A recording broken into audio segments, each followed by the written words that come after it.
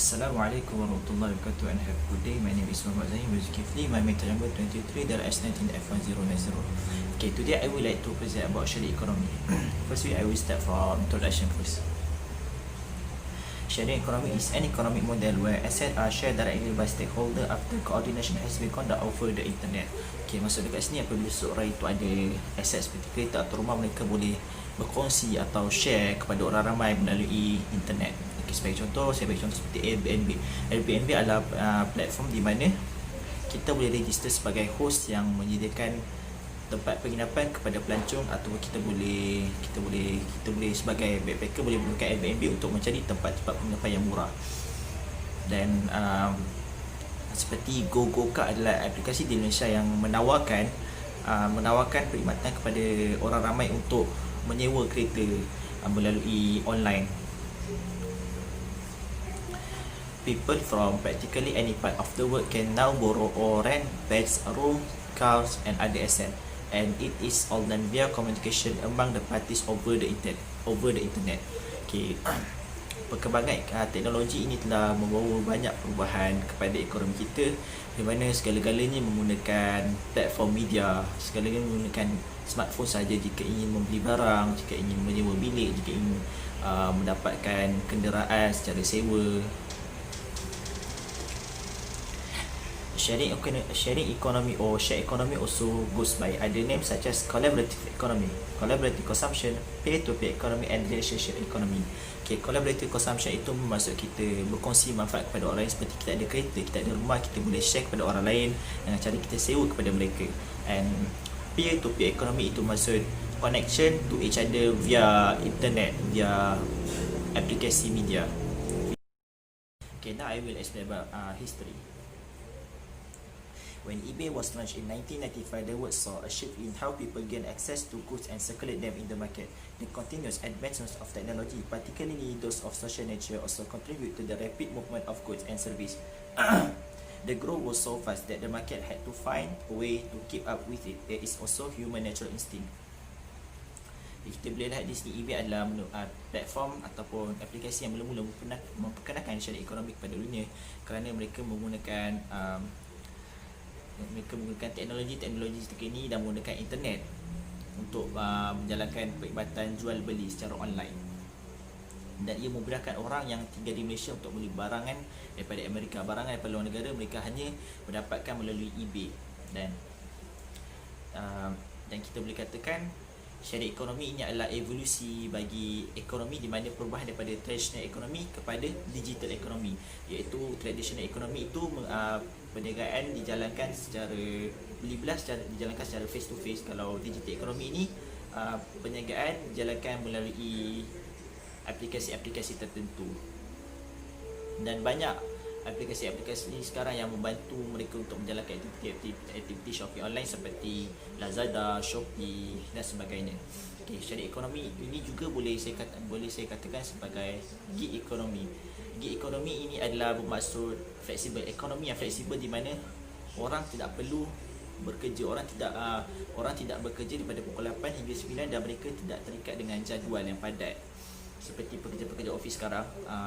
Gig workers ini gig ekonomi, dan di bawah bahagian gig ekonomi dan pekerjanya adalah gig workers, iaitu kita boleh katakan sebagai freelancer. Mereka bekerja bersendirian, mereka tidak bekerja dengan majikan dan tidak terikat dengan mana-mana majikan. Antara pekerjaan-pekerjaan gig workers yang profesional, yang memerlukan skill seperti designer, fotografer, financial consultant, tutor. Mereka ini mempromosikan perkhidmatan mereka, dan mereka mempromosikan kemahiran yang mereka ada melalui platform-platform media sekarang seperti Instagram, Facebook, dan mereka boleh mempromosikannya. Dan ada kenyataan yang saya petik pada link Forbes yang mengatakan bahawa terdapat 36% pekerja di US adalah gig workers, iaitu freelancer, pekerja bebas. Dan bagi unprofessional job bagi untuk gig workers ialah seperti driver Uber, driver Foodpanda. Dan jika kita lihat online seller juga adalah gig workers, kerana mereka bekerja bersendirian, mereka tidak terikat dengan mana-mana majikan. Jika suri rumah juga boleh melakukan pekerjaan online seller. Dan jika kita lihat Foodpanda, telah memberi manfaat kepada dua pihak, iaitu memberi manfaat kepada orang yang boleh bawa motor, memberi manfaat kepada food provider dan rider. Jika kita lihat COVID-19 sekarang ramai yang terjejas, Malindo Air baru-baru ni telah memberhentikan ramai pekerjanya. Selain daripada Malindo Air, terdapat juga company-company lain yang terjejas akibat COVID-19 juga telah memberhentikan pekerjanya. Dan terdapat daripada pekerja-pekerja mereka itu telah menjadi rider bagi Foodpanda.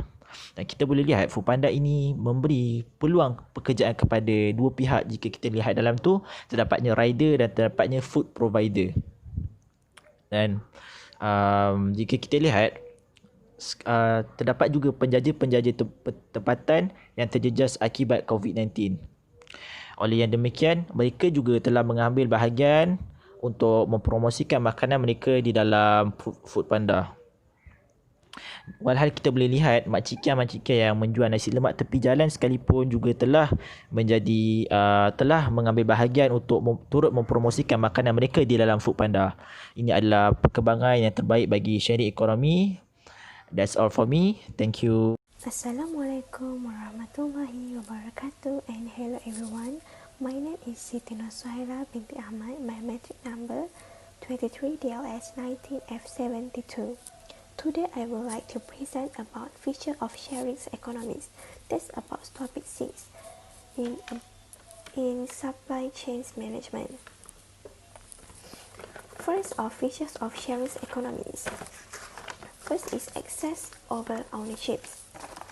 As I mentioned earlier, it's not about owning it, it's about gaining access to it. A consumer no longer has to limit himself into looking for goods that they can own.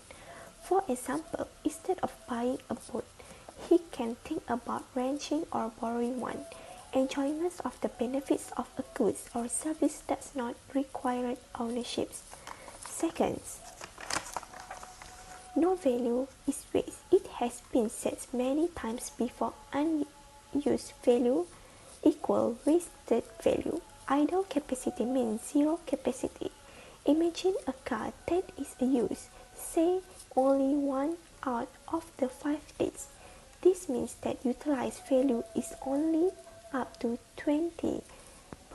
The other 18% is value that is waste, since it is not being utilized up to its maximum potential.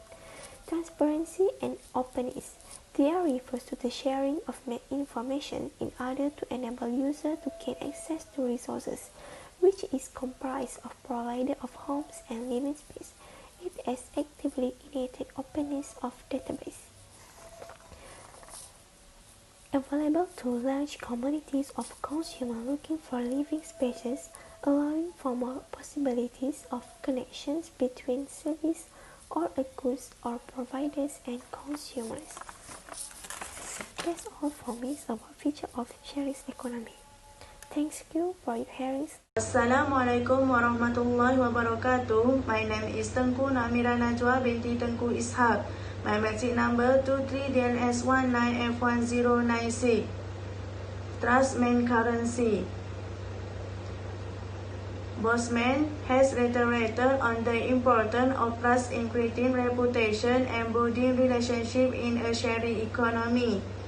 It is main Bosman explained that it's important to establish trust in relationship, with the belief in the economy of this partnership can further enhance the economy. The second point is, for a fair exchange to be successful, the parties to the transaction or exchange must be trustworthy. The supplier must be able to trust the customer will pay, and in turn, the customer must be able to trust the supplier will deliver their goods what was agreed upon. The second point explained above, in a relationship, we must have trust between the two parties. For example, the raw material supplier must believe that the customer will pay for the raw material, and the customer must also believe that the raw material supplier will deliver the raw material to him. Maybe the supplier will offer the goods and fresh raw material to its customer. If the supplier does not keep his promise, maybe his customer will not buy the raw material with him again, and the customer will find another supplier to buy the raw material.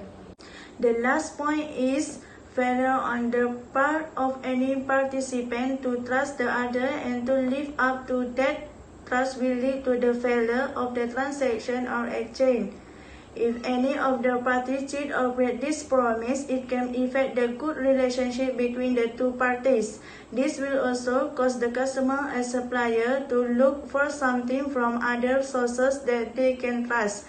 If this happens to some extent, affecting the financial resources of both parties. The overall from title main currency is the supplier and buyer who want to buy the goods must have trust. So the transaction needs to be translated between the two parties. When both parties trust each other, it means he has conveyed what needs to be agreed upon. After that, if both parties fail to trust each other, then the transaction will fail, and this means that no exchange will take place.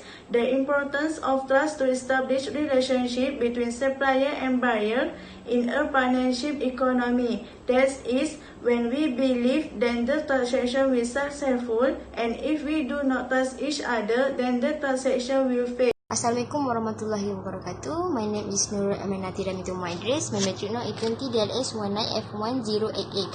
Okay, hari ni saya nak bercerita ataupun saya nak present tentang apa itu contoh-contoh syarikat yang berkongsi syarikat ekonomi ataupun sharing ekonomi lah. Okey, apa yang saya selidik tentang syarikat-syarikat ni? Syarikat-syarikat ini tidak menggunakan pendaftaran bersemuka. Kebanyakannya pendaftaran ni semua atas online, pembelian atas online.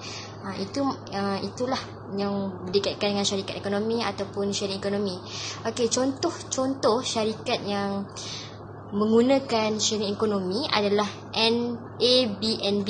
Airbnb adalah pasar komuniti bagi orang untuk menyenaraikan, menemui dan menempah penginapan unik di seluruh dunia. Macam yang kita tahu dekat Malaysia ni, Trivago kan dia macam penginapan yang murah dan atas online lah. Mesti kita tengok kat online, oh yang ni murah, kita boleh tempah di atas online saja. Sama juga dengan AMBD. So AMBD ni membolehkan orang mengewangkan wang tambahan mereka dan mempromosikan kepada khalayak yang disasarkan secara luas. Okey, selain Airbnb dan Trivago, kita ada HipCamp. HipCamp juga adalah perkhidmatan pelancongan dalam talian yang direka untuk membantu orang yang menemui dan menempah pengalaman berkemah di ladang-ladang, kebun, anggur, tempat perlindungan awal dan tempat awal. Ini menghubungkan pemilik tanah yang ingin menjaga tanah mereka tidak dikembangkan dengan orang berkemah yang bertanggungjawab dan berfikiran ekologi. Okey, selain itu Couchsurfing menghubungkan pelancong dengan rangkaian global orang yang bersedia berkongsi kehidupan dengan cara yang mendalam dan bermakna, menjadikan perjalanan sebagai pengalaman sosial yang benar-benar. Okey, contohnya Couchsurfing ni macam kita nak keluar negara, kita call Couchsurfing ni dia akan ada seorang akan hantar kita pergi dekat mana-mana tempat yang menarik. Sebab tu untuk mencari pengalaman yang bermakna. Okey. Kita juga bila kita ada Couchsurfing ni, kita boleh dapat belajar budaya luar. Lepas tu kita boleh macam itulah, saling-saling bertukar budaya lah. Okey. Lift adalah rangkaian pengkongsian tayangan yang memadamkan pemandu dengan penumpang yang meminta perjalanan. Okey, lift ni ialah contoh kita pergi luar negara, kita tak ada kereta. Betul. So kita call lift ni, kita cakap kita nak tempah kereta. Itulah fungsi lift. Lepas tu kita daftar lift ni melalui aplikasi telefon pintar je. Maksudnya penumpang, macam kita ni penumpang, kita membayar secara automatik melalui aplikasi dia. Faham tak? So kita tak ada jumpa depan-depan, kita bayar. Semuanya kita bayar dalam aplikasi, semuanya dalam talian, semuanya dalam internet. Senang. Okay, selain itu ialah turo. Turo ialah macam sebelum relay rights adalah pasal perkongsian kereta peer-to-peer yang membolehkan individu menyewa kenderaan dari pemilik kereta tempatan. Pemandu boleh memilih lebih daripada 800 jenama dan model unit yang disenaraikan dalam talian. Dari pemandu harian yang berpangkutan hingga kereta khas yang jarang berlaku. Pelanggan turo boleh mengambil kenderaan atau menyerahkan kepada mereka oleh pemilik kenderaan. Okey, turo ni dia macam kita ada kereta mewah-mewah. Kereta mewah untuk kita tempah. Contohnya orang yang tempah kereta turo ni macam orang yang nak pergi perkahwinan, nak pergi dewan kan rasanya. Okey, selain itu ialah Just Park. Just Park adalah platform teknologi yang memadamkan pemandu dengan tempat letak kenderaan yang tersedia. Okey, Just Park ni maksudnya aplikasi untuk kita letak kereta. Dengan memberikan akses ke 200,000 ruangan yang tidak digunakan, Just Park menyediakan tempat letak kenderaan yang lebih murah dan lebih selesa kepada lebih daripada 1 juta pemandu. Okay, macam dekat kita sendiri pun kita kena bayar parking kan. Tapi kalau kita download aplikasi Just Park ni, so dia akan lagi kita nak parking pun murah semula. Dan akhir sekali lah Cho Hello. Cho Hello ialah membantu sistem kesihatan berkongsi peralatan perubatan di seluruh kemudahan sehingga mereka dapat mengoptimumkan perbelanjaan, mempercepatkan aliran tunai dan meningkatkan akses ke perawatan, menyelesaikan menggabungkan platform teknologi analitik dan logistik sokongan untuk menyediakan peralatan perubatan berdasarkan permintaan. Syarikat ekonomi perkongsian sering menggunakan aplikasi mudah alih untuk mendorong sebahagian besar transaksi, menjadikan pasaran peer-to-peer mudah dan menyebabkan kos kenderaan, nak pergi ke kedai, semua tak payah. Kita cuma menggunakan handphone sahaja, duduk rumah dengan kaki dan pegang handphone, dan kita pun download aplikasi yang saya cakap tadi tu.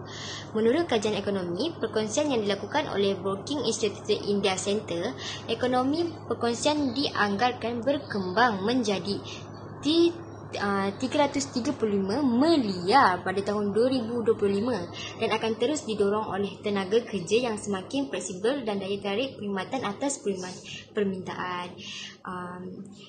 Daftar untuk demo langsung dan ketahui bagaimana OneSpace memanfaatkan tenaga asal atas permintaan untuk membantu berkongsi syarikat ekonomi seperti Lyft menguruskan aplikasi pada skala yang besar. Okay, contoh macam yang terjadi pada 2020 sekarang. Semua orang kena wajib tahu pakai teknologi. Sebab kalau kita tak tahu pakai, kita akan ketinggalan zaman. Okay, sekian, terima kasih. Assalamualaikum warahmatullahi wabarakatuh. My name is Nur Syuhada Tika binti Muhammad Mokta. My matrix number is 23DLS19F1080. Today I would like to talk about advantage and disadvantage of sharing economy. First, advantage. Increasing accessibility to self-employment opportunities. Collaborative consumption offer economical benefit for everyone involved, which the proliferation of online job and ride-hailing provides such as Trivago, Foodpanda, Lazada, GrabFood and others. People can now work from the comfort of their home and use their own vehicle to generate extra source of income. People can also sell unwanted pre-owned items on portals such as Moda.my, Facebook and so on. This enables the seller to make some money on commodities that were otherwise fruitless. Okay, ini bermaksud tingkatkan akses peluang pekerjaan sendiri. Ia menawarkan faedah ekonomi untuk semua terlibat dengan perkembangan pekerja dalam talian dan menyediakan perkhidmatan seperti menyediakan perkhidmatan Trivago, Foodpanda, GrabFood, online shopper, JNT dan sebagainya. Orang kini dapat bekerja dengan selesa di rumah ataupun dengan menggunakan kenderaan sendiri untuk menjana pendapatan. Orang ramai juga boleh menjual barang yang mereka tidak menggunakan seperti baju-baju lama dan ataupun barang-barang yang mereka tidak perlukan lagi, mereka boleh jual di online shop seperti Mudah.my, Facebook, Aji dan sebagainya, daripada barang-barang itu terbiar begitu sahaja. Yang kedua, embed a sense of trust in the community. Bermaksud, sharing economy contribution of societal concern isn't just restricted to the environment. One very important aspect of sharing economy is instilling trust among community members. Earlier, the appreciation of having unfamiliar face as scarce soon will overcome by strong driving principle that lead to the creation of the Airbnb community. Many sharing economy platforms such as rider sharing apps and Airbnb have built-in rating and review that help keep provider and consumer honest, and some platforms use their influence and the share resource of their participants to help those in need. This trust building effort to help sharing economy participants see one another as equal, building construction relation where none existed before. The third one is increase a product or service variation. As more and more in the age of sharing, there is a need to remain competitive. This will then encourage business or organization to come out with variation on their product or service offering. What set them apart? What make them the better choice? What value do they offer of the similar company do not or could not? Yang keempat ialah more business for opportunity. Year later is donation the travel industry, which more and more people choosing homestay over the luxury of the hotel. Another started allow its user to preserve their umbilical cord stem cell that can be used by the donor, his or her family and the community. It's more like to force existing industry to become more like cooperative platform and challenge them with potential benefit for everyone involved. Maksudnya, industri pelancongan mendominasikan dengan semakin banyak orang memilih homestay daripada memilih hotel mewah. Terdapat peningkatan penumbuhan dan penterusan ekonomi pengungsian tidak akan ganti rangkaian ekonomi tradisional. Ini lebih cenderung untuk memaksa industri jadi lebih seperti platform kooperatif yang mencabar dan potensi keuntungan untuk semua yang terlibat. I would like to talk about disadvantage of sharing economy. Firstly, security issue. This has partly to do with the element of trust. If one of party fail to deliver or keep it end of the bargain, there are serious consequences that must be dealt with. The fact that the platform used is to internet also pose some security risk, particularly in the utilization and sharing of information. Remember that it's not just payment detail. For example, credit card information, bank detail that will have the revealed by user. Personally identified information will also be involved. Maksudnya, sebagai contoh, pihak sharing ekonomi ini memerlukan detail customer. Contohnya Uber ataupun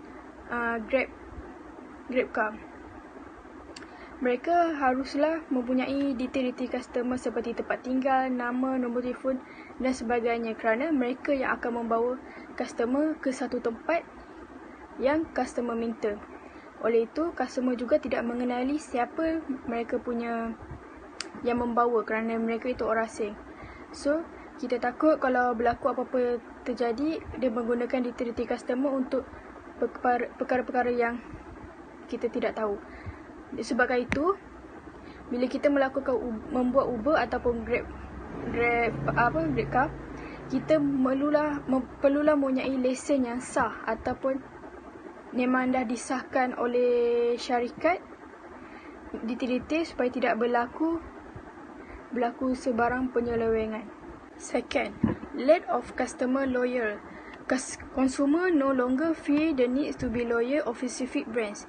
They can jump from one or ride-sharing platform to another if they need to do, especially when the outcome of the service is the same and a similar price. Many rides have switched back and forth between Foodpanda and GrabFood to find the cheapest rate at given time. Maksudnya, kurang kesetiaan customer. Sebagai contoh, mereka dah order makanan dekat Foodpanda. Apabila mereka scroll di GrabFood, harga makanan tersebut lebih murah berbanding Foodpanda, dan serta-merta customer cancel order. Apabila customer telah cancel order, akan menjadi kerugian kepada syarikat yang pertama. Sebab apa? Sebab berlakunya perbezaan harga ataupun layanan.